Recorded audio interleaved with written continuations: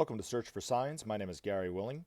If this information interests you, please press the like and subscribe button and press the bell for notifications. Well, good afternoon. It is August the 19th, and I hope you're having a pretty darn good day. I know I am. Now, at this point in the video, I always like to extend an opportunity for whoever would like to ask a question about what we talk about on this channel, Maitreya, the Masters of Wisdom, or whatever, to simply post your question as a comment, or you can email me directly at searchforsigns@mail.com, and I'll do my best to answer that question as best I possibly can in the next video. All right, let's get on into it. The one question that is asked is about the economy. What do I think is going to happen with what's going on and so forth. The simplest way that I could begin talking about the dilemma that we're in right now with the economy, and I know there's so many opinions out there, and again, I have to use this as a disclaimer. I don't think anybody really sees me as an authority on anything, but just to make sure we're all on the same page. This is just my opinion. Others have other opinions about it. I'm sure you have your opinions about what's going on. This is just from maybe a different perspective on what's going on. It's for you to consider and you to consider for yourself, and that's it, okay? So I'm not claiming any truth to this. I'm not claiming it that I know and nobody else knows. I'm not saying any of that. So are we clear on that? Okay, good. So the simplest way that I can explain what is going on is the reason why we are in this dilemma is because humanity, by and large, sees everything as separate and unrelated to themselves. Individually, we see that we think that we are separate and unrelated to somebody else, and what we do does not necessarily come back to us, and the causations that cause our life for good or for ill. Nations themselves and the world leaders that govern those nations, and I use that word govern in very, very loose quotation marks, are ignorant of the law of cause and effect, are ignorant of the laws of life, and see their actions as separate and unrelated, and there's no repercussions or consequences for the actions of which they do. And so, like I said, by and large, that's pretty much everybody, and that's the reason why we're in the dilemma that we're in. You even see it with the coronavirus. People think that they don't have to protect themselves or protect anybody else. They feel fine, so therefore, it's not going to affect anybody else. But yet there's scientific proof that, we're all kind of in it together. And if we don't help each other out and look out for one another, we could end up harming or even killing somebody if we're not careful. So, it's the same thought process that has brought us to the brink of destruction and to the brink that we're at today. People think that the environment is separate and unrelated. We can abuse and rape the environment as much as we want, and it will never, ever, ever be a problem. So, same thing with what's going on economically today. Most of our world leaders are totally unaware of the causations that have brought us to this point. The speculation that people talk when they talk on YouTube or talk on the internet or whatever, or even on the news and stuff about why we're in this situation, are not taking into account what the masters are seeing in terms of the laws of life that's causing this problem. So they see it all as separate and unrelated. And like I said, another even good example would be the miracles that we talk about in this channel. Most people think that the weeping icons are totally separate and unrelated to crop circles, but they're not. They're all interrelated. So everything is related because we're all one, so that's really where the problem is coming into play. And when I read Benjamin Creme's master's article about the oneness of humanity, he's going to drive that point home, that we need to start seeing ourselves as one. And that's one of Maitreya's big gigs, is he's going to show humanity that we are one family. We need to start acting accordingly because we're not living like that. So that's really why we're at where we're at today. Now, if we were to look at the economic crisis in and of itself as just the economy, Maitreya made some radical predictions back in the late 80s. The two that I'm going to mention, the first one is he did predict that the stock market was going to start to crash. And at the time he did that, and he said it would start in Japan, that the Nikkei, which is like their version of the Dow Jones, was at the highest point it had ever been at. I think it was like 28 or 30 something thousand points. Not long after he made that prediction, the stock market started to go down, or the Nikkei started to go down and down and down and down and down. And then the other part of that prediction was he said that once that bubble burst in Japan and all the corruption and junk of what they were doing would start to seep across the seas and affect even America and Europe, and which it did. And then what happened in the United States? We experienced that Black Monday in October when the stock market took such a percentage loss. At the time, I'm sure it's happened. There's been greater percentage losses since then, but at that time, it was the single greatest point loss in the stock market. It even topped the Great Depression. Okay, now the problem is the suffering and the recovery of that was swift. It didn't happen. It didn't take a long time for everything to kind of go back to the way it was. The other prediction that Maitreya made was that the Cold War was going to end. And that was a rather radical prediction, because at the time that he made that, the Cold War was really at its height. The United States was spending at such a pace to just keep up with the Russians in terms of their military spending and so forth, because each side was afraid the other one was going to try to take them over, right? That it was pretty much assumed by everybody that it was going to keep going on forever. I mean, it didn't look like there was any end in sight. And then Maitreya made this prediction, and not long after that, the Cold War ended. He even said it had nothing to do with prophecy. It had to do with the law of cause and effect. And when we understand who Maitreya really is, and we get to know him on TV, we're going to understand that he actually has more of a understanding of the law of cause and effect than any one of us on this planet, even the other masters. He has a better understanding of the law of cause and effect than any of the other masters on this planet in the hierarchy. So he was seeing the law of cause and effect working out in humanity, and that's how he was able to make those predictions. So it was more of that than it was a prophecy per se, like seeing into the future in some kind of mystical way.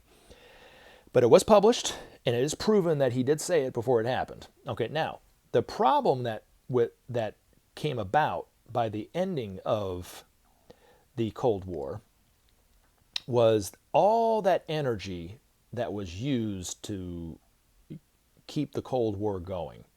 When it finally ended, Maitreya said that energy had to go somewhere, and it went all around the world. It circled the world several times to try to find a new home. And then he said, he described it as it found a new womb, and it was the stock markets, and it went right into the stock markets. And so not long after the Cold War ended, the stock market started to go up. And then as things started to really go up in the 90s, of course, I love this term, it's a cryptocurrency term, FOMO. All these people started FOMOing into the stock market because they were fear of missing out. And of course, that caused it to go up even more. And then the tech bubble happened right after the internet came on the scene, and there was all these companies that were even just fictitious companies, and they were having all these IPOs, and people were putting hundreds of thousands of dollars into these companies that didn't really exist and so forth. And of course, that's not going to last forever. And that bubble burst, right? Happened around 99, 2000-ish, right? It was when the tech bubble burst. And if you remember, in 2000, the stock market started to go down, just as Maitreya predicted. It would go down. It was going down, but then it went right back up again. And it went down and back up. And it was these huge point losses, relatively speaking, to the size of the market and the market cap of Wall Street at the time. I mean, just double-digit losses, and then it would go right up the next day, and then double-digit losses and go right up the next day. And I remember people asking Benjamin Creme at the time, "Is this it? Is this?" And he said, "No, more than likely it's going to go right back up." And sure as it went right back up and right back up. And it did it for a time. And then, of course, 9/11 hit. That caused the stock market to rock a little bit, but it kept to kind of going up and down. Now, what was going on for 20 years and why it didn't just go kaput back in the 80s is the forces of darkness, or the masters of involution, have their resources too. And they have their agenda in the terms of keeping the stock market up. Because as long as the stock market is up, people are going to be more concerned, and our world leaders are going to be more concerned about the markets than they are about the problems in the world. So that's why they're doing this. So they were putting, at the time, billions, now it's trillions, but they were putting billions into the market to get the market to go back up and to go back up and to go back up, and then it'll go down and go back up, and they put more money into it, just to keep it afloat. So it took a lot of time and effort and energy just to keep the market at the level that it was for the last 20 some odd years, right? So then in 2008, I remember the day it went down, and it was like a 500 or 600 point loss, and I was like, whoa. And I was expecting it to go right back up like it had been doing for a decade. But then it went down again, and then it went down again, and it went down again, and down again, and down again. And according to Benjamin Creme's own master, it was hoped that the crash of 2008 would have been enough for humanity to turn away from the edge and start to look to Maitreya and the masters for a solution to the way out. So that maybe, possibly, they'd have suffered enough. Now, he also said there was a very strong likelihood at that time that the powers that be would do everything they can to get the stock market to go back up, which they eventually did. And it would cause the markets to go to even higher highs, which of course it did. Now, he gave a very stern warning even back in 2008 that if it got to the point where they, option B happened, where it started to go right back up to even higher highs, that once that bubble finally burst again, it would be significantly more devastating than what happened in 2008. And if you remember in 2008, when the stock market crashed, the residual effect of it we didn't really see the full effect of it, but for, a year and a half-ish maybe, is when we really started to see the problems with the real estate, the problems with, people weren't able to buy homes anymore, people were starting to get kicked out of their homes and so forth, so there were a lot of vacant homes, construction stopped and so forth. I mean, it took, several months for that to happen. Even during the Great Depression, they said it took a couple years for people to see the full effect of that stock market crash. Now, fast forward to today. We are enthralled in, of course, the coronavirus, but also in the economic uncertainty of today. So most of us are looking for answers from whoever we can find that might have some kind of confidence in what they're saying, and maybe that's true, maybe it isn't, whatever like this. People talk about a global currency reset, and that's what the powers that be and the New World Order are trying to do, and yada, yada, yada, and maybe they are trying to do stuff like this. The problem is it's not going to work. Okay, now, here's where this information kind of fits into this. Okay, so this is just my take on what's going on based on what I've read and understood from this information. Is we're coming to the point where the structures that were built under the light of Pisces are no longer working, and they're crumbling and they're crashing. So, hypothetically speaking, let me explain it a little further. The economy and the political environment of today and the social environment, basically all our structures are based off of the energies of Pisces. There's nothing wrong with the energies of Pisces other than the fact that humanity is not very evolved at this point, and we used it in a very selfish way, because the real quality of the Piscean energy is individualism, idealism, those kind of things. But the way humanity has twisted it and turned it around, it's selfishness, greed, corruption, those kind of things. But the structures were built to support the few at the expense of the many. And that's the evil in what's going on today. But if we could somehow put our little world in a bubble and go into the future 300 years to where we're more under the light of Aquarius, the energies of Aquarius, which are synthesis, brotherhood, cooperation, sharing, peace. Those are the qualities of that energy. If we could do that and then turn on the switch and then watch it work, it would just all of a sudden fail on you. Everything would go, nothing would work. And that's what we're seeing today. And so because our world leaders, and I use that term very loosely, leaders, are totally ignorant of the laws of life. They have no idea what's going on and why the stuff that they did 20, 30 years ago isn't working today. So, that's why we're living in this unstable environment that we're living in today. And of course, people who talk about the economic uncertainty and how you can thrive during this and invest in this and, keep it from affecting you and so forth, are really don't know what they're talking about. Because I do think that this, just like the coronavirus, I could be wrong about it. Somebody said I was wrong in thinking that it would affect everybody. And hopefully, I hope to God I'm wrong. I hope that we can look back in a year and say, yeah, you were wrong, Gary, because I don't want it to affect anybody. But I can say with a lot of certainty that this economy is not going to get any better anytime soon, or if it does, it's not going to last. But I don't see really any one of us being able to sit this one on the sidelines and let it affect everybody else and not affect us. It's going to affect everything. And so that's kind of where we're at. But it's all based on the fact that we believe ourselves to be separate. And the solution is, and Maitreya's solution is going to be that we need to start seeing ourselves as one.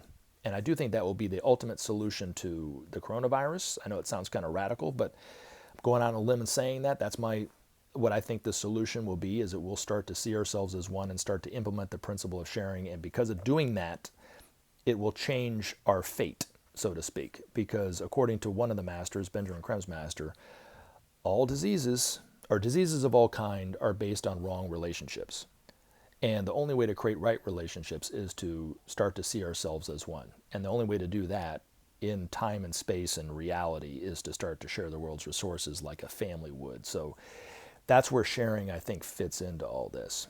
But I think economically, I think all of us will come face to face with the problem. We might not lose the job ourselves, but we will know people who have lost their job, who will suffer, might have to move to a smaller house. They might lose their house. They might even move in with us and crash on their couch or whatever like that. I don't know. I don't know how it's going to look for you or whatever, but it's going to affect all of us.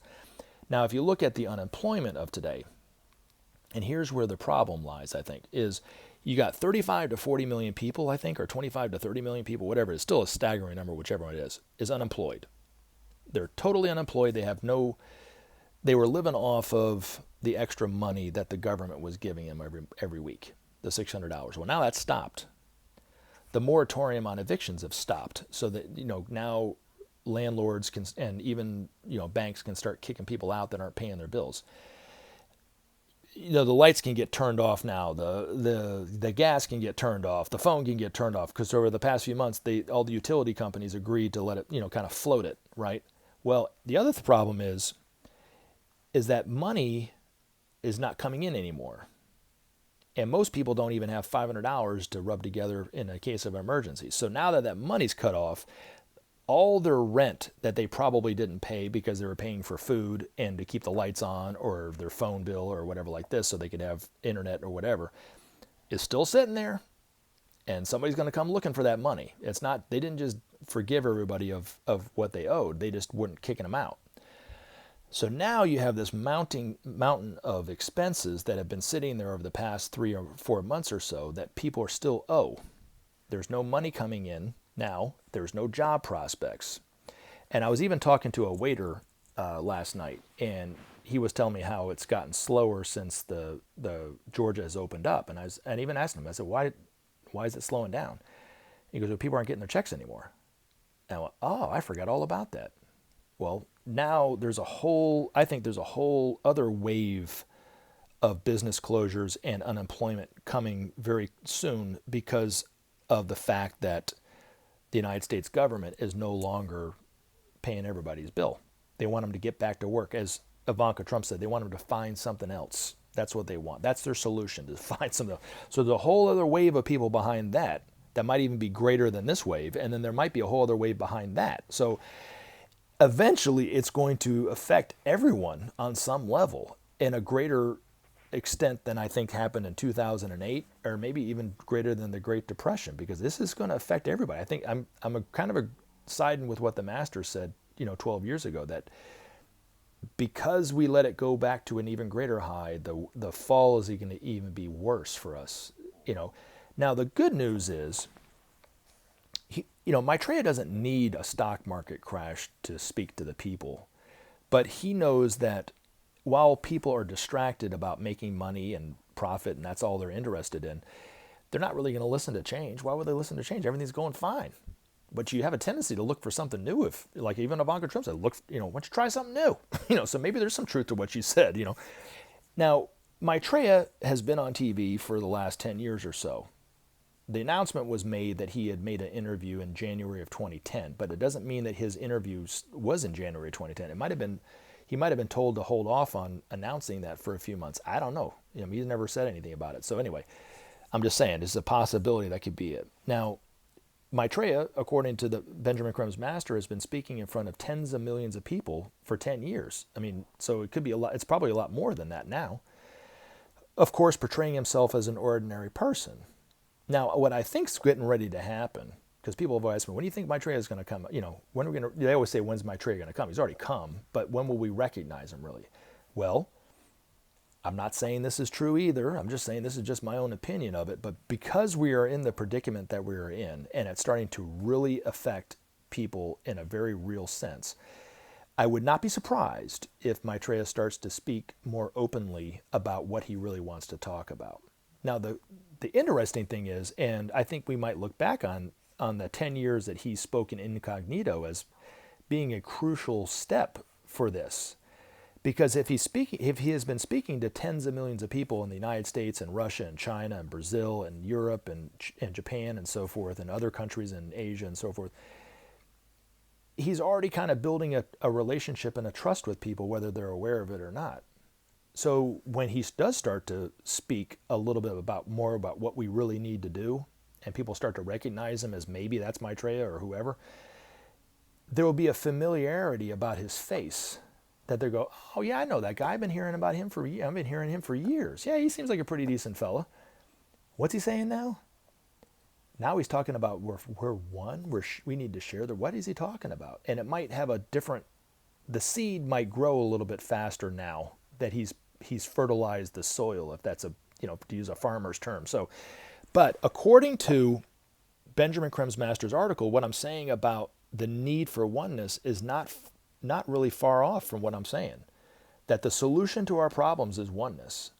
Now, the only way to create oneness in the world is to share the world's resources. And this is what I also wanted to say before I bring this in, because most people have such a fear because we're so indoctrinated about how the evils of socialism in this country, for instance, maybe not so much in Europe, but in the United States definitely are, and how capitalism is the beacon of hope for all humanity. Well, the question I have is it really? Because it doesn't really seem like it today, because the United States government has really turned its back on its people. What are they expecting? 40 million people or 35 million or whatever it is, people who aren't working and aren't getting any benefit from the country, that can't find work, to just sit there and take it and say, okay, slap me harder. Eventually they're going to stand up and start screaming, But the principle of sharing that Maitreya will be advocating, the blueprints for it have already been established. There's been groups of disciples who have actually already come up with the blueprint for sharing, the Brandt Commission being one of them. I talked about it in a video back a few weeks ago, where Willy Brandt, the former Chancellor of Germany, was asked by Maitreya to come up with a panel of people to come up with what eventually was known as the Brandt Report, about how to communicate the principle of sharing with economists and politicians around the world. Okay, so it's already in place. So when you hear him talk about the international storehouse in this message, this is what he's talking about. But the principle of sharing really has more to do with country to country than it does between individual and other individuals. There's nothing wrong with giving your money to UNICEF or some other nonprofit organization that gives money directly to starving kids, and that's great if you could do that. But that's not really the principle of sharing, per se. Okay, so the principle of sharing that Maitreya will be advocating is that every country has an excess that it doesn't need based off of what it produced for that year. Every country without exception has that excess, and every country without exception has importing needs that it needs for whatever reason. So countries with a great deal of excess, and I always use this as an example because the United States has a bunch, right, would give more to that international common storehouse or the international common pool, to give to other countries than a very poor, small little nation in Africa would, for instance. But even that very poor, rural, small country in Africa that most people don't even know where it is on the map has an excess of something to give back. Now, by doing that, Maitreya says that's the only way that nations will first start to trust one another. It's the only way that it will bring about justice, because then people will start, in countries even themselves, will start to feel like their needs are being met. That will bring and establish peace. So even with the environment today, as in peril as it is, and we only, according to Benjamin Creme's master, we only have a few years left before it's too late. We can't really tackle the environment one country at a time. It has to be the whole world has to do it. So there has to be a level of trust that has to come from, that has to be established in order to tackle the environment. And he's saying that sharing is the only way to create that trust among nations. Now, once it gets to that point, I think globally, people will start to, do I really need to bust my ass as hard as I'm doing for $5-10 million a year? Or maybe I could work less, or maybe work half the time and then give half of it away, because I really only need $1 million a year anyway, and that would more than suit my needs, or whatever it is, right? And then we'll start to see that kind of thing going on too. Not for everybody, but for a lot of people it'll start to be like that. So there'll be sharing from person to person, or person to groups, or whatever like that, in that way. But that's not the initial part of principle sharing. And the initial part of principle sharing has really nothing to do with capitalism, socialism, or communism. It's more of a way a family would treat each other. When a father or a mother earns whatever they earn, they go to the grocery store, they get their food, and they just divvy it up to the family. And everybody has enough to eat. Everyone has a little clothes when you want to go to Walmart or Target to get a pair of pants or something for school. Yeah, okay, that's fine. We can get that for you. No big deal. So it's like that kind of deal. But so I guess my point is, it's not going to look the way that people are afraid of, where everyone has a certain amount of eggs, a certain amount of milk every month, a certain amount of bread, and when that runs out, you're stuck. It's not that at all. And then those who want to bust their ass and make more money can make more money. Those who want to maybe, serve in some capacity and not work quite as hard, well, their needs will be met enough to where they can do something like that. So that's kind of how it's going to look, I think, initially over the next few years when we start to listen to Maitreya's advice. So anyway, let me get on to the Benjamin Creme's Master's article before it gets too long, but this is entitled The Oneness of Humanity. And I will say this though here too. The media on both sides, the reactionary forces and the somewhat progressive forces, love to use buzzwords. So as you listen to Benjamin Creme's Master's article about Maitreya and what he's going to be advocating, I challenge you to find buzzwords in this that Maitreya might be using in the very near future that you might go, aha, that's what he's talking about. The time is soon coming when men will see for themselves that the direction on which they are now embarked is false, fruitless for their future happiness, and doomed to failure. Seeing this, they will pose the questions: why this emptiness? Why do we fail to achieve the peace we seek? Where have we gone wrong? Turning then to Maitreya, they will evaluate his words, testing them for relevance to their plight. They will find that central to Maitreya's thought is the concept of oneness. Men must, he will assure them, see themselves as one, each part of a united whole, the human family, and that all that they do must reflect that oneness. The present failure to appreciate this reality, he will contend, is responsible for all our difficulties and troubles, our disharmony and fears, our conflicts and wars. Quote, see your brother as yourself, unquote, says Maitreya. Create an international storehouse from which all can take. Only thus, by sharing, can the world be renewed, is his teaching. Only by sharing, he will affirm, will men find the happiness they seek. Sharing alone will bring justice and peace. Thus will Maitreya guide the thoughts of men towards the truth that he brings and is. Thus will Maitreya show men their errors and the solution to their dilemma. And thus will men take stock of their situation and in growing numbers realize the truth of his advice. More and more men will see that Maitreya's guidance is the only way to achieve the happiness and peace all inwardly crave. Held back by fear until then, they will find in his simple teaching the answer to all their fears and woes. Naturally, not all will find in Maitreya the guide they seek. Many indeed will find in his teaching all that they fear and hate. Gradually, however, the ardor of those who can respond and resonate to his simple words of truth will bring millions to his cause of justice and peace. His teaching, though simple, will penetrate the hearts of all those in whom love has not yet been extinguished. Thus will Maitreya work throughout the world, drawing to his side all who long for a new start, a simpler, happier world wherein to raise their families in peace and harmony. The day of declaration will be the signal for that new start for planet Earth. On that day, without precedent, men will experience the oneness of which Maitreya speaks. They will sense that all humanity is undergoing the same experience. They will feel a humble pride in being one of a huge family of brothers and sisters whose hearts are beating together in a love altogether new.